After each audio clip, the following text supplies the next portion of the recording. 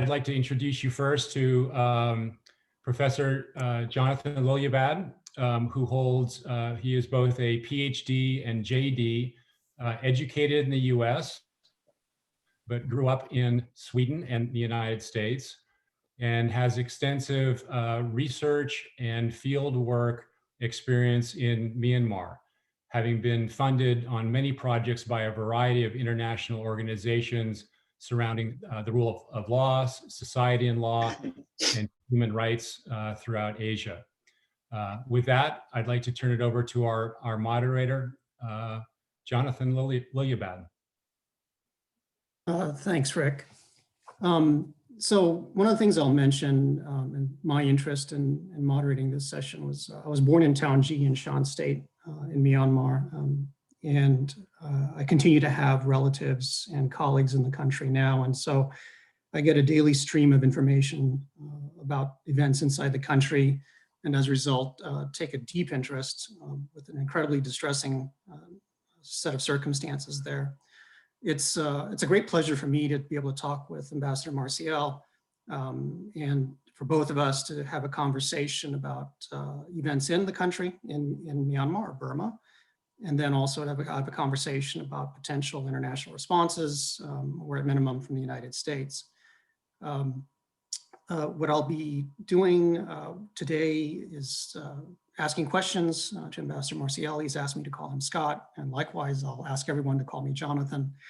And then when it's useful, I'll go ahead and provide some insights of my own based on the information that I have. To introduce Ambassador Marciel, as he mentioned, he spent 36 years working for the State Department with the Foreign Service. He's been stationed in a broad range of countries, including Turkey, Hong Kong, Vietnam, Brazil, and the Philippines. More recently, he was the U.S. Ambassador in Indonesia, and then also the U.S. Ambassador to Burma or Myanmar. And in between, he's also had stints in Washington, D.C. We're going to begin with a set of questions, and we're going to divide things up in terms of background, and then turn to discussion about current events and issues. And then the last session will be about ways forward, and from there, we'll turn to question and answer. So I would like to welcome everyone and please give a warm welcome to Ambassador Marciel. So Scott, first question, set of questions. We've got the background of the current situation. Could you provide a summary for everyone about the history of the American interests or American relations with Burma, or as we now call it, Myanmar? Sure, be happy to, Jonathan. And for everyone out there, I say I was ambassador in Myanmar until last May, so I've been away now for about 10 months, but I keep in pretty close touch with certainly a broad range of people there, as well as in Washington. History of the U.S. relationship with Burma or Myanmar. Myanmar, just Burma, then became independent in 1947, 1948. We had pretty limited relations. The interesting thing is our relationship for many years was twofold. One, U.S. missionaries, particularly Baptist missionaries, who were very active in the 20th century in some of the more remote areas of Myanmar. And there's still a large Baptist community now in some areas linked to that. So that's been one very kind of people-to-people link all along. And then U.S. soldiers fought in Burma in World War II alongside some of the people from Burma against Japan. That's sort of the old history. I think the key is really in 1962, then Burma had a military coup and became really an isolated socialist state that was kind of shut off from the world. So we had pretty limited relations with it through the 60s and the 70s. And into the 80s. Our main concern at that point was really that they not align themselves with the Soviet Union in the Cold War. And they also were a big producer of opium and heroin. So we were very concerned about that. things really began to change in the late 1980s. 1988, there was a student-led uprising, not a violent uprising, but massive protests against the military government that resulted in it was heavily suppressed and brutally suppressed, resulted in thousands of deaths. And this caused a huge outcry, including in the United States, where we began to impose sanctions and try to put pressure on the generals who were running things back then to open up and release political prisoners and so on. And that was kind of the situation from 1988 to 2010.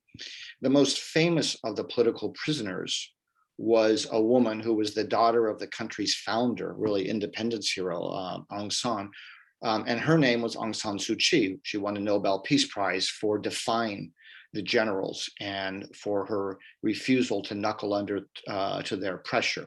So she was kind of the democratic hero, opposition hero through all those years. At the same time, you had a series of insurgencies in the country, basically ethnic minority groups in the border areas fighting against the central government. So you had the pro-democracy forces in the capital of Rangoon and other big cities, and then you had these ethnic armed groups fighting an insurgency, really more for autonomy or independence. And we were trying to put pressure on the government to open up and reform. Things really changed a lot in 2000, beginning 2010 and 11, when, much to everyone's surprise, after an election that was not very credible, some former generals took over through the election process and began opening up, reforming, released political prisoners, allowed political parties to form, allowed free media, all of these things. And so things changed pretty dramatically within 2 or 3, 4 years. And we responded by, dramatically ramping up our own engagement, trying to support the forces of reform, if you will, to see if we could help the people get this democracy and the peace that they had been fighting for so long. This segued into a horrible situation in 2017 and 18, which involving the Rohingya community, a minority community. I won't get into that now, but we can talk about it more later. But then you had the most recent elections in November of 2020, which then led to the coup. But I'll skip over that for now and let you get to your next question, Jonathan. Yeah, I mean, so one of the things I'll add in there as well, and this is speaking from my own family's history, is one of the things that makes Myanmar, Burma somewhat unique in terms of its development trajectory post-independence was the fact, just as you mentioned, was the isolation. But the implications of the isolation meant that it was cut off from the global economy. It never adopted an export-oriented development path. And as a result, it did not follow the pattern of, say, Japan or Korea, Taiwan, Hong Kong, Singapore, Thailand, or any of the other Asian tigers. And as a result, it suffered from extensive underdevelopment. And the other implication of the isolation was that because they were cut off from the global discourses, they missed out on a lot of the developments in political and legal thinking. They were cut off from a lot of the developments regarding human rights, environmental conservation, rule of law, democratization, et cetera. So, you had these kinds of circumstances playing out. Well, I think you raise, a natural transition then to talk about what's actually happening right now. And we know that there was the military coup on February 1st. But by the way, I should let everyone know, just to be clear here, that Scott is speaking on his own behalf, drawing upon his own experiences, and his comments should not be construed as representing the official position of the United States government at this point in time. But Scott, just in your own opinion, then, can you sort of summarize your perspective about what's happening or what's happened with the current coup? Yeah, sure, Jonathan. And thanks for making that point about the impact of the isolation, because it's really relevant to what's going on today. It's a country that was really cut off from the world and from information for so many years. So in November of last year, the country held national elections in which the Aung San Suu Kyi and her party, the National League for Democracy, which had been running the government since 2016, were running against, there were more than 100 political parties involved. Some of them were aligned closely with the military, which under the 2008 constitution that the military wrote, maintained a lot of power and was not answerable to the civilian government. That's very important. The NLD government, Aung San Suu Kyi party, won an overwhelming victory. The military aligned party was trounced. They just did horribly. They were really humiliated. The military began questioning the results, claiming that there was widespread electoral fraud and so on. International observers didn't find any evidence of that. The elections had some problems, but there's no evidence at all that there was widespread fraud.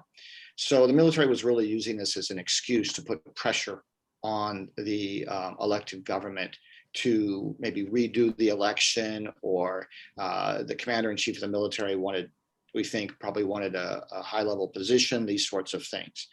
The elected government under Aung San Suu Kyi refused to give in to that pressure. And so the military on February 1st staged a coup. My sense is what they hoped to do, the military hoped to do, was a little bit like what the Thai military did several years ago in its coup, which was take over, announce that we're not taking over forever. We're going to have elections, but this time we're going to do them right under our supervision, and everybody should just stay calm. We're going to keep the economy going. We're going to get people COVID vaccinations, all these things.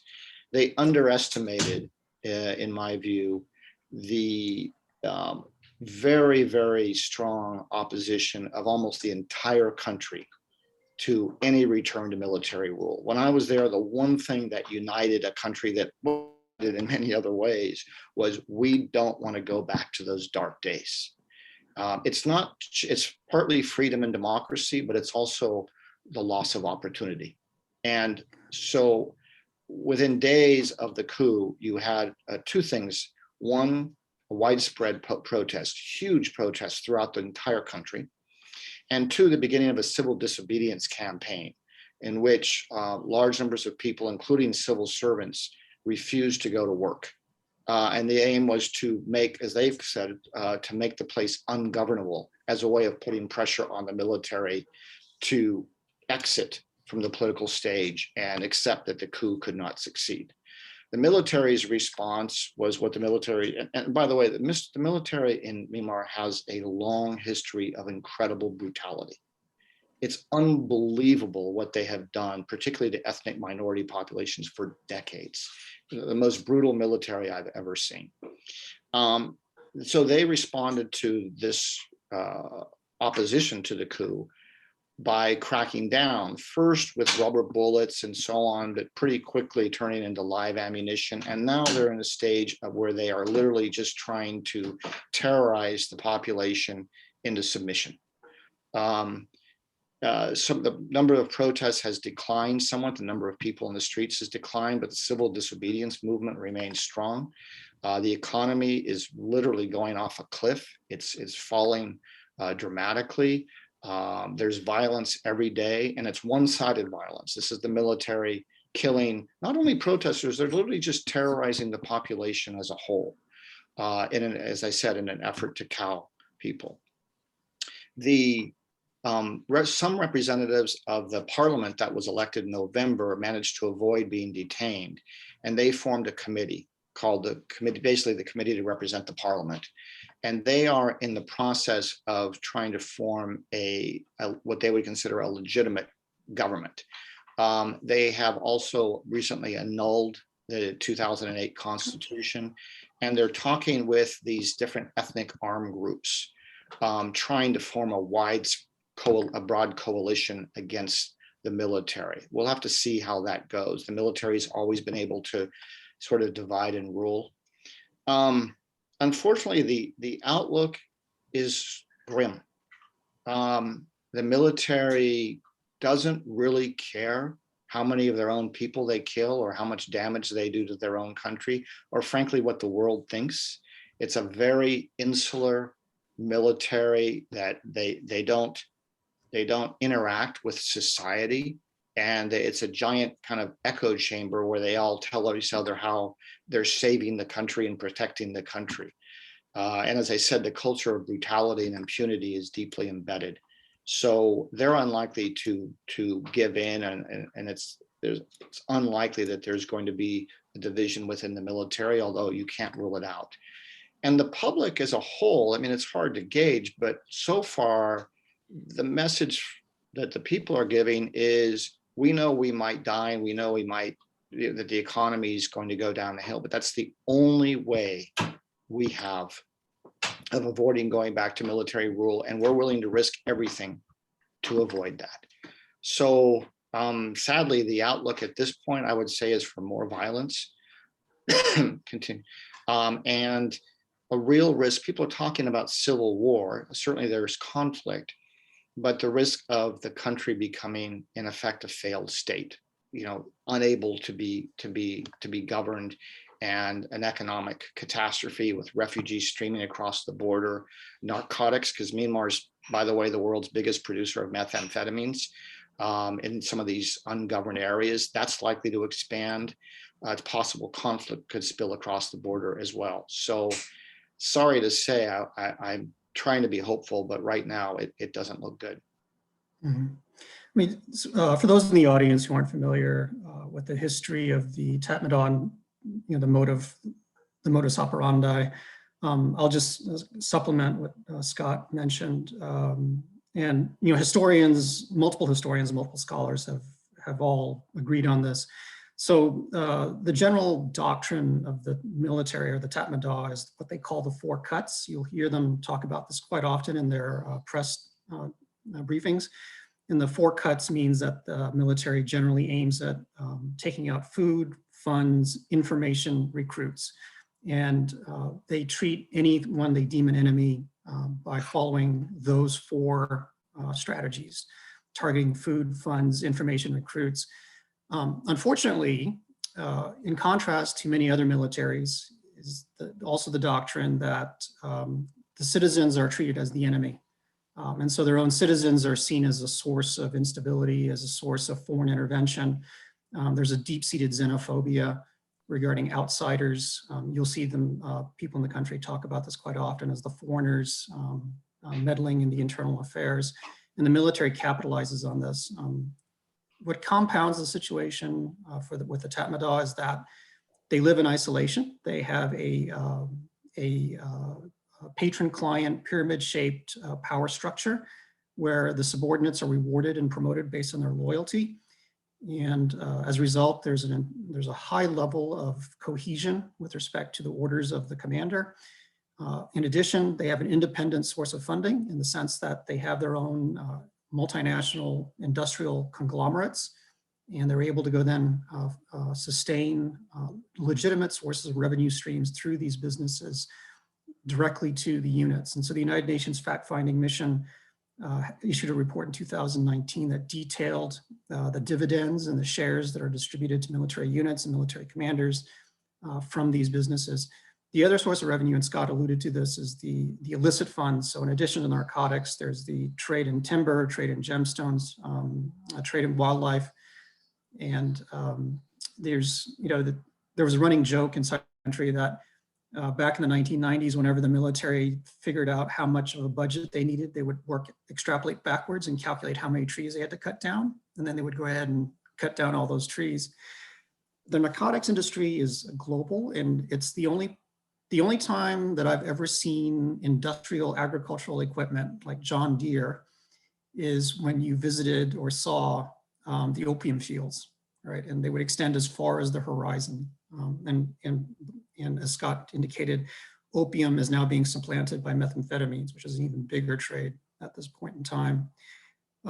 Scott, I wanted to get some additional detail from you about the opposition side in the country. So you mentioned that the committee representing the parliament, and there are a lot of acronyms that we're going to go through here, but it's committee representing the Pidong Klataw, CRPH. So they're the members of the parliament that escaped and have tried to create their own government.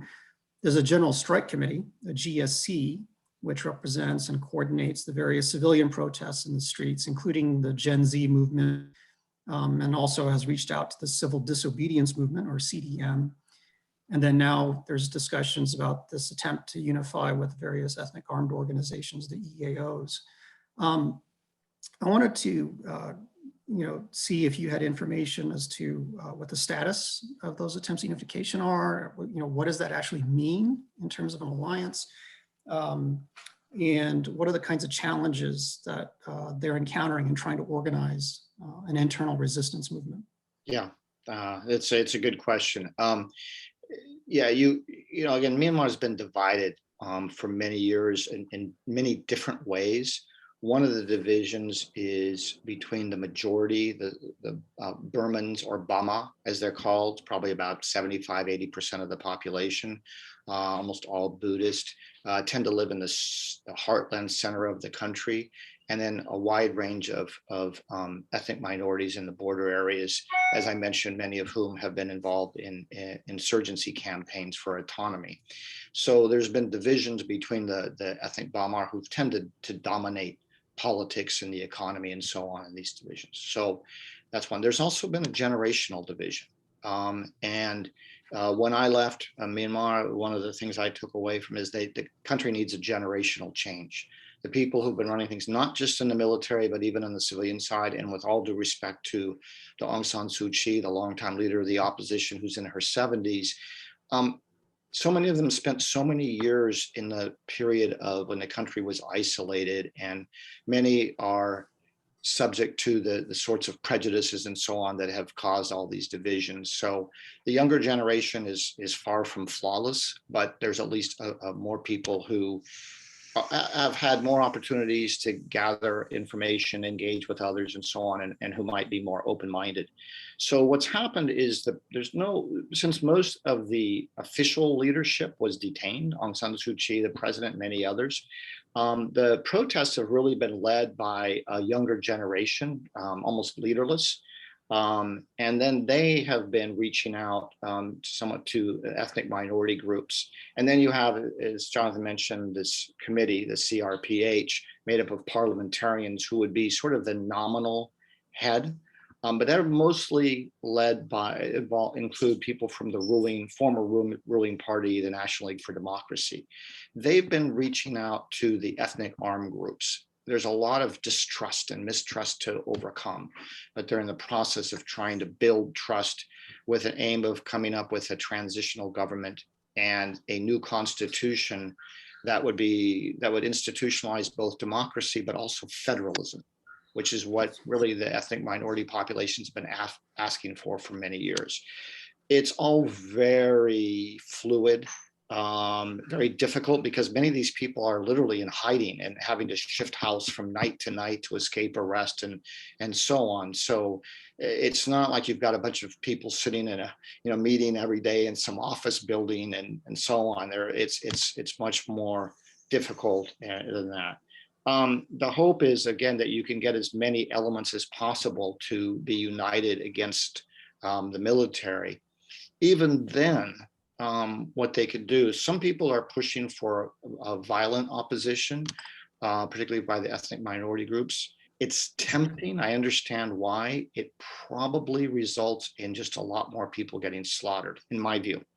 But that's something the people of Myanmar have to decide. It's not for foreigners to tell them what's right and what's wrong. There's no real easy answer.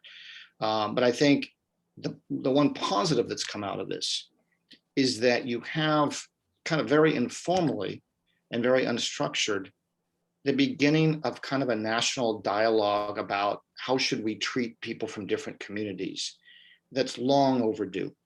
And you have ethnic Bama saying, we heard all these years the ethnic minority groups and the Rohingya complain about the military brutalizing them. We tended to dismiss it to some extent. Now we're feeling it. And we're sorry we didn't speak up sooner on your behalf. So for the long term, I have some more optimism because you have, again, the beginning of a new thinking. But the trick is, and I don't know the answer, how do you get from where they are now to that long term? Yeah, so I've been, since 2014, I've taught every year at Yangon University. I teach pro bono one semester every year at University of Yangon, and I was helping them set up their human rights curriculum. So I was teaching human rights, and I was there, and I was also doing human rights lectures at universities across around the country. So, P University, Taungoo University, Taungji University, various other locations. And I completely agree with you that based on what I've seen, and this is what I think a lot of analysts, because they're talking to a different set of people internally, kind of miss out on, that there is a fundamental generational difference, that there is a Gen Z in particular is identifiably, noticeably, palpably different than the previous generations in Myanmar. The critical thing was, the mobile phones, and most people don't know this, but up until about 2011, 2012, SIM cards for mobile phones were as much as $2,000, $3,000 US. And then by 2015, the mobile companies were giving them away for free. And the expansion of mobile data and internet then opened up the doors for people to get access to the outside world. And that was, I think, one of the primary things that was critical to sort of increasing the awareness of Myanmar's population. The youth, because they're much more active with technology, capitalized on this. And when you talk to them, you can see that, number one, there's a far greater level of sophistication and awareness about international terminology and concepts. So like I remember I could have conversations with the university students about intersectionality and racism and gender bias, whereas with the adults, you would actually have to take more time to explain this kind of concept. The youth had also had greater opportunities to go to places like Thailand and Singapore and Cambodia to at least get a greater level of exposure to the international world. And they very much want what the other youth want. And I think, incidentally, this is the reason why they're not willing to compromise. Much more than the older generation. They know what happened in 1988. They know what happened in 2007. They saw what happened to their parents, and they said and right now they're saying they've got nothing to lose, right? It's better to fight and die than to go back to what their parents dealt with, which is effectively, and that's my brother's generation. It was the lost generation that had no university, had no schooling, and basically had several decades of no opportunities at all.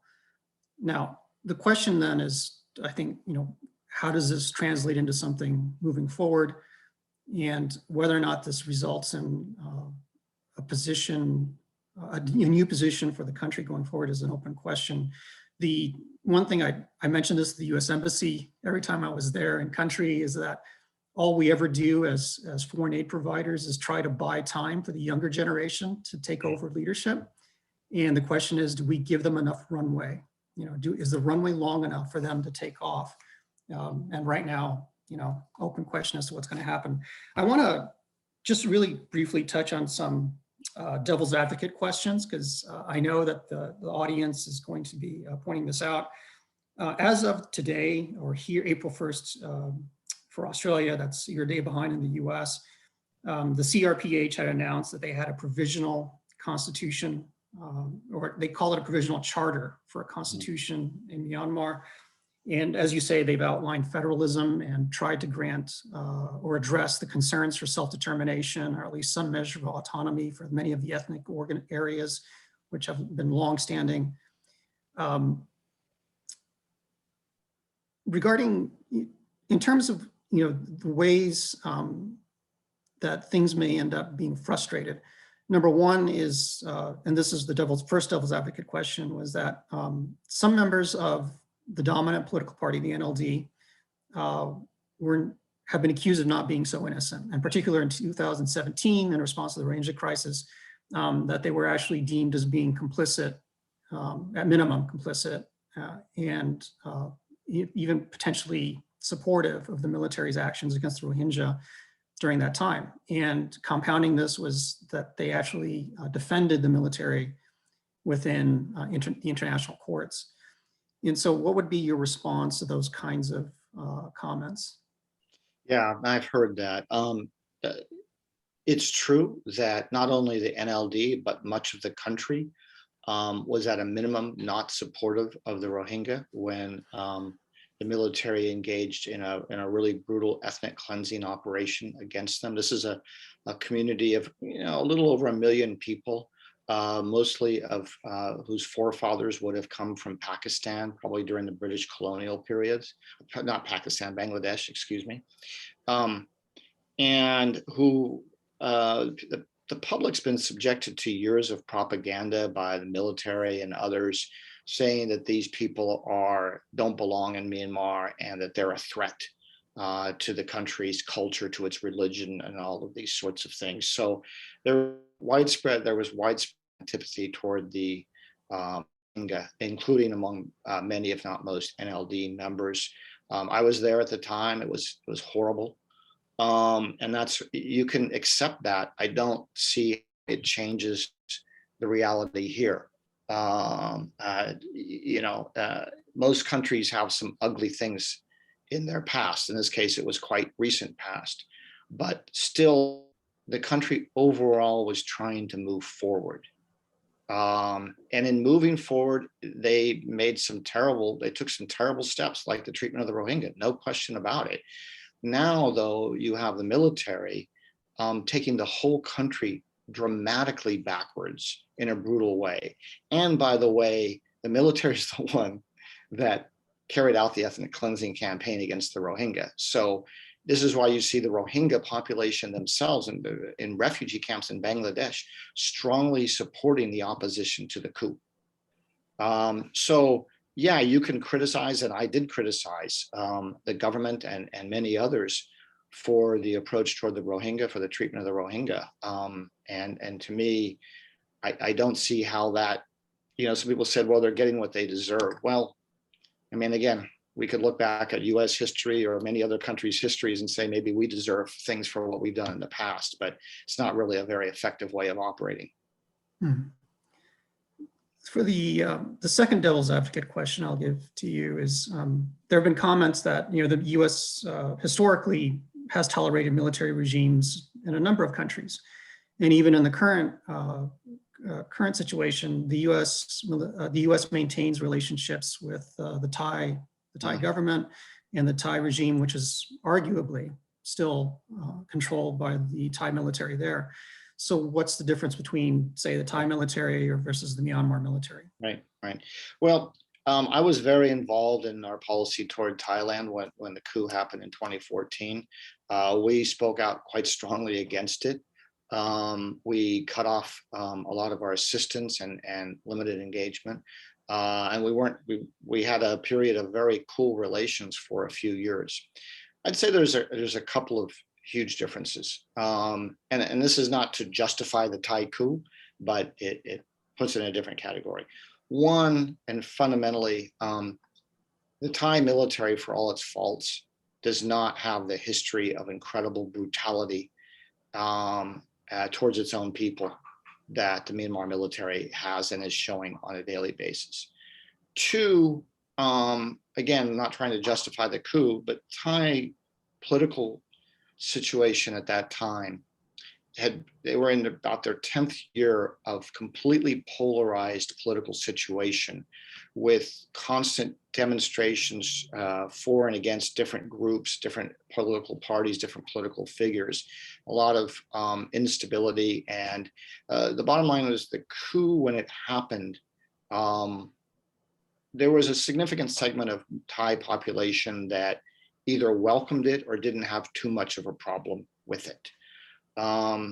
So that's another factor. So again, we criticized, we condemned the Thai coup. We were pretty strong. Many Thai were very upset at us for being so harsh on it. But the level of violence involved, the level of repression, the prospects for things getting better, and the fact that in Myanmar, you just had elections in which one party won overwhelmingly. They had a clear mandate, fully legitimate. You didn't have quite that same situation in Thailand. And the other thing I'll add to that as well, and I've pointed this out to a lot of international observers, is that the Thai military at least has some measure of competency in the sense of they've actually proved themselves capable of governing in a developing economy. And you can compare the human development in Thailand versus Myanmar, you can see the difference. Whereas Myanmar, governance was not something that they ever did. And Yeah. more than 70 years have indicated their inabilities regarding economic development. So, we know what the differences are between those two situations. With the time remaining, I think now it's, have a conversation then about what should be done. And what should whether you think it should be done multilaterally with the international community or anything that can be done unilaterally by the United States. Yeah, it's really tough. And in some ways, this isn't fully new. Back before the reforms began in 2010 and 11, I was involved in U.S. policy making toward Myanmar at the time of the then military dictatorship. And we had widespread sanctions against them. It's really important to understand that I wouldn't say that the military is impervious to international pressure, but because the country's been isolated for so long, it's much less susceptible to international pressure than a lot of other countries, particularly because they just don't care what most of the rest of the world thinks. So I think 80% of what dictates how things play out will be what happens internally inside the country. 80% is obviously an arbitrary figure, but the international community's ability to influence things is somewhat limited. We've already announced significant sanctions, including freezing $1 billion of Myanmar government money that was at the New York Fed at the time of the coup that the military wanted to use. So we're trying to do all we can to squeeze them on the revenue side so that they can't run the country effectively and they feel the pressure.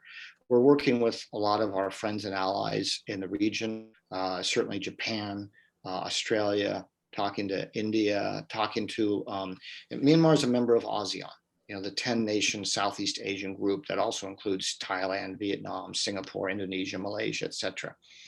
ASEAN would like to solve this problem internally. They like to solve their own internal problems so that they keep the big powers out, but ASEAN's divided. Some, like democracies like Indonesia, Singapore, Philippines, and Malaysia, I would argue, are very concerned and have been very outspoken against the coup. Others don't want to set a precedent of, quote, interfering in another country's domestic affairs. So that's really limited what ASEAN can do. India has some influence, but India is very worried about Chinese influence. And so they're hesitant to be too tough on the military for fear of pushing them closer to China. I'll mention China. There's a widespread perception among many people in Myanmar that China supported the coup. I certainly don't know, but my sense is this coup was bad for China for two reasons. One, they had a pretty good relationship with the civilian government, probably better than they do with the military. Two, China's big interest is in building through its Belt and Road Initiative, a series of infrastructure projects through Myanmar that would give China an outlet into the Indian Ocean.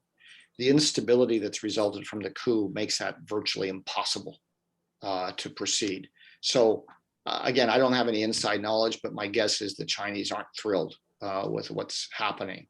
But they don't know how this is going to play out. So my guess is they're trying to sort of lie low and kind of not do anything too much one way or the other. The UN, people always look to the UN and complain, well, the UN's not doing anything. Well, the UN is a collection of countries. The UN as an entity, the UN staff, they have really little power. It's the countries. And if you look at the Security Council, that includes Russia, which is a major arms supplier to the military in Myanmar. China, which again is being very cautious. It's very hard to get a consensus in the Security Council to do much. And then the question is, what would you do? Nobody's going to intervene militarily. It would be a nightmare. So it's a matter of trying to squeeze the military on the revenue side, not give the coup government, the junta, any legitimacy. I think that's really important. Try to find ways to offer moral and financial support to the public as a whole, because as the economy is collapsing, you want to just help people from a very humanitarian point of view. but it's tough. There's not a lot of great options out there, particularly when you have a number of countries in the neighborhood who are going to be super cautious for fear of losing influence or causing even more instability. So I'll add to what Scott just mentioned. So on March 26th, the CRPH, the committee representing the Pidon Plata, their mission within the United Nations issued a statement about the kinds of things that they want to see from the international community. So I'll just run down just really quickly here, and you can tell me sort of your thoughts about this. So first is that they're requesting targeted sanctions against individual generals, individual units. And the way to do this is number 2, by freezing the bank accounts of the Tatmadaw businesses. Number 3, a suspension of development and technical aid from the larger, World Bank, Asia Development Bank, all the various aid agencies, et cetera, doing infrastructure projects in the country. Number 4 is to block visas to the military representatives, as well as to quote unquote their loyalists. And number 5 is to not give legitimacy to the military through diplomatic recognition. And then number 6, to suspend foreign investments. And then I think the ulterior one, which they did not say, but which I think is implied with all of their actions, is to get diplomatic recognition for the civilian government in Myanmar, the CRPH, because they're the ones with effective control and they're the ones with popular legitimacy. And through that, then allow the civilian government there to access the state funds that are held in overseas accounts, and then to assume the contracts that exist with development entities around the world, as well as agreements, treaties with other states. So I'm just curious about your position or your take about their requests. Yeah, or those requests. The first several of those, the United States is basically already doing. I mean, we've imposed a number of sanctions. Some other countries have as well. Other countries generally almost never do sanctions, so it's hard to get broad international sanctions. But we already had sanctions against top military officials. We've broadened those to include the military-owned conglomerates. The trouble is that there's not really a big intersection between those businesses and the U.S. economy. They're not doing a lot of business with the U.S., with U.S. companies anyway. Very little. Probably the closest would be to the extent they do dollar transactions that have to be routed through the New York Fed, but they can find other ways around that. So we've done the sanctions. As far as I know, the World Bank and Asian Development Bank have halted suspended programs for the foreseeable future. The foreign investment, I mean, you'd have to be crazy to be investing in there now, whatever your moral position might be. There's just so much instability, and it's, the banks are largely shut down. It's hard to even get cash to, some of the international humanitarian groups or local NGO groups that are doing really good work. They can't even get cash to continue their work. Now, our assistance, we had very little assistance going to the government to begin with. We generally don't funnel a lot of assistance to governments. We tend to operate through partners, working with civil society, local communities. So whatever we had going to the government, which was mostly to support economic policy reform, that has been shifted into more supporting the local communities and so on. And there it really depends on, is it feasible to continue these operations, and I don't know how much that's really going on. The hard question is, recognition of the CRPH versus the military junta. The United States recognizes states. We don't recognize particular regimes. So we recognize Myanmar. So we wouldn't make a formal recognition or not. We certainly have done nothing to confer any legitimacy on the military junta. And I think in Washington and probably a lot of other capitals, the lawyers are going through all kinds of, arguments because of precedents and issues surrounding possible recognition or dealing with a government that was sort of elected, but which isn't actually in power. in the form of the CRPH. So that's a really tricky thing. But I think not conferring legitimacy on the junta is really important. And this is where we've had some disagreements with some of our friends in the rest of ASEAN, the Association of Southeast Asian Nations, that has invited the junta representative to participate in some meetings, basically saying, well, they're in effect in power, so we got to deal with them. I wish they wouldn't. It's really hard for them to shift because, again, they operate by consensus. But I think that confers legitimacy. And part of it is, well, we've got to promote dialogue between the military and the civilian side in Myanmar. Generally, I'm a huge fan of dialogue. I mean, I'm a diplomat. That's what we do. But in this case, I don't see any point of dialogue with the military. I've talked to these generals. I know the commander-in-chief and the deputy. These are not people you can reason with. You can just see by what they're doing on the ground every day that their concept of what's reasonable behavior is not anything that find acceptable. I'm not saying there shouldn't be channels of communication. I think you should always have channels of communication, but going in and sort of meeting with them, trying to convince them, I think confers legitimacy without any prospect of change. The reason you leave channels of communication open is so that if and when they reach the point that they say, this is going really badly, we need to find a way out, that's when I think you want to have a diplomatic intervention and say, okay, if you're seriously looking for a way out, let's talk. But you've got to show, release some political prisoners, stop shooting people in the streets. I mean, there's some basic things that they would have to do. So that's my very personal view. Again, not speaking for the administration. And then the other issue is the UN seat, which is symbolically very important. The Myanmar ambassador, the sitting ambassador to the UN, when he spoke after the coup, surprised a lot of people, maybe almost everybody, by denouncing the coup. So he's a hero to the people back home. It was a very courageous statement. He was subsequently fired by the military, and they turned power over to his deputy, who resigned rather than take over. And so that ambassador to the UN is still sitting there.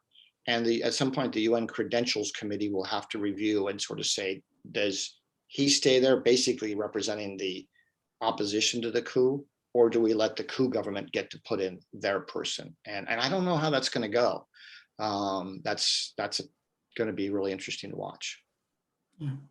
So I think we're out of time, but Scott, thank you for your comments, and hopefully you and I can continue our conversations offline. We'll turn things over now to the question and answer session. And so for that, I'll hand things off to Tom. Thank you, Scott, and thank you, Jonathan.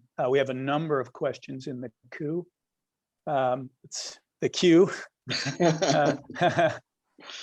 Freudian slip there. It starts with Richard Fincher. Higher education was brutalized by the former military regime for several decades. Do either of you have information on how the universities have fared since the coup? Jonathan may know more than I do. I think they've probably largely been shut down. Students have been out in protest, and as far as I know, the universities are largely not operating. But it's a hugely important point because the military, basically they did everything they could when they were in power before to drive the country into the ground, including destroying the education system, which is why we put a huge emphasis on, promoting education. But Jonathan, do you know more about this? Yeah. Yeah. I mean, the universities were already closed because of COVID, all of last year. So when the coup occurred, they just stayed closed. What's more disturbing now, though, is, well, several things. One is that the Tatmadaw, because of the political history of the country, the universities were always seen as this hotbed of protest and from the military perspective, insurrection.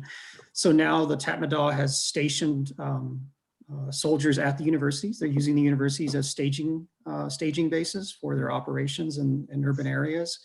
And then also they've started this process of vetting the faculty for their loyalties. And, I know a number people who have told me at the universities that the Tatmadaw have come in with either with warrants for arrest or no warrants, and just saying that they have a list of names of people who will be charged with treason.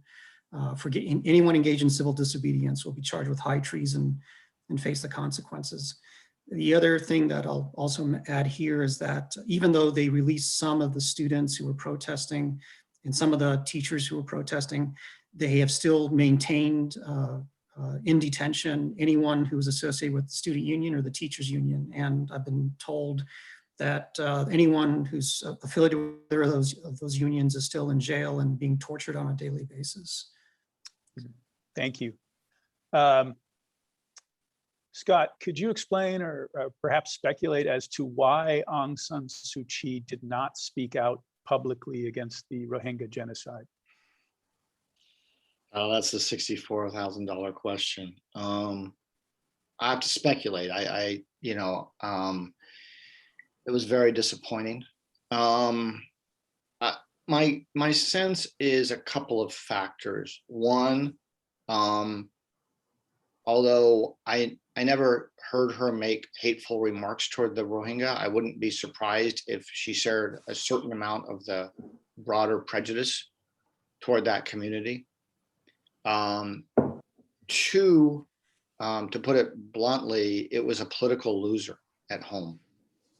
There was almost no support, even among human rights activists, the most progressive people I knew, who were heroes in so many ways for standing up for human rights.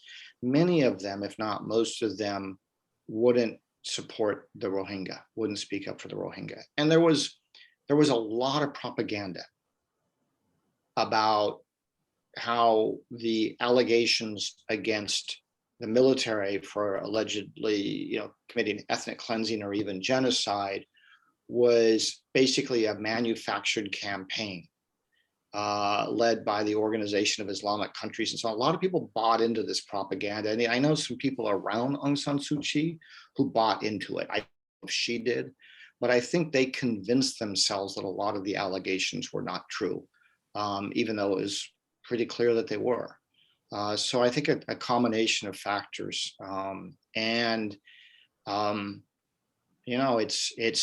it's going to stain her reputation internationally for the rest of her life. But domestically, she remains very, very popular. Thank you. This next question comes from Mitch Levine. You touched on Thailand earlier, but here's a second part that's interesting. Does Thailand hold much sway or influence over Myanmar?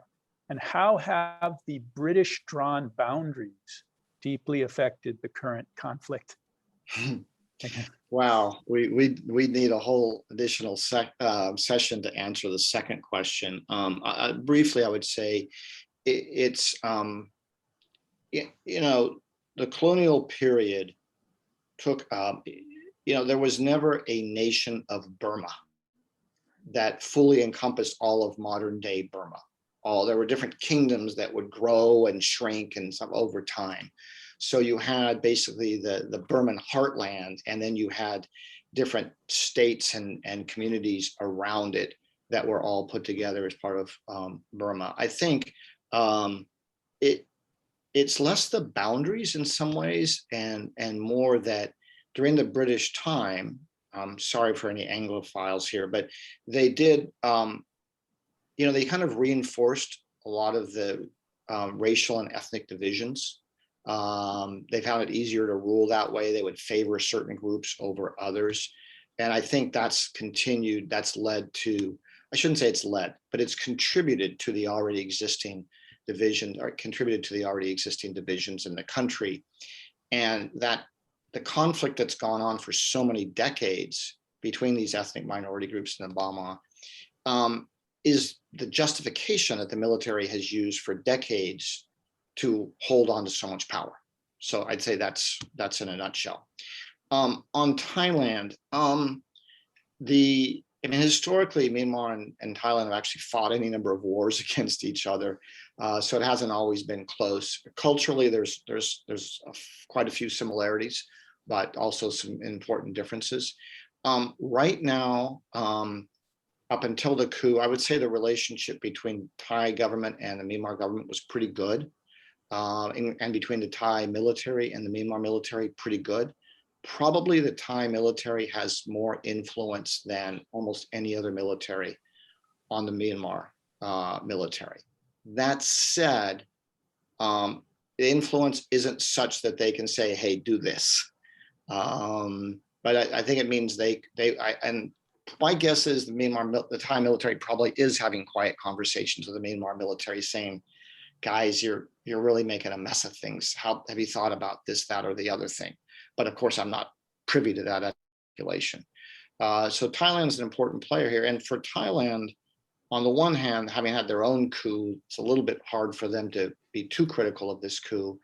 But on the other hand, as the country of first resort in terms of where the refugees are going to go, this is not in Thailand's interest at all, particularly with COVID, the spread of narcotics, all these sorts of things. So I have to think the Thai are pretty unhappy with the way things are going and probably having some quiet conversations.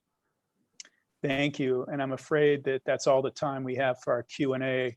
I want to apologize to those of you whose questions we didn't have time to get to. I want to thank Scott and Jonathan for engaging us in a fascinating conversation. If you're watching and you enjoyed this program and like to see other programs like it, we ask for your support at the World Affairs Council of Orange County. Please consider donating any amount. If you click on the chat feature on your Zoom screen, you will find a link that could take you directly to our donation page, or you can seek out our website independently. We're there at World Affairs Council of Orange County. Again, thank you. And now I'd like to turn it over to the chair of the World Affairs Council of Orange County, Nora Valenzuela, for closing remarks. Nora? I think you're on mute, Nora.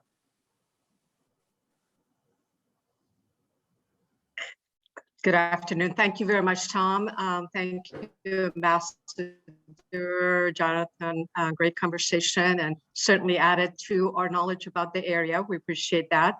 I wish to also thank Nassim for coordinating the event, and also Rick.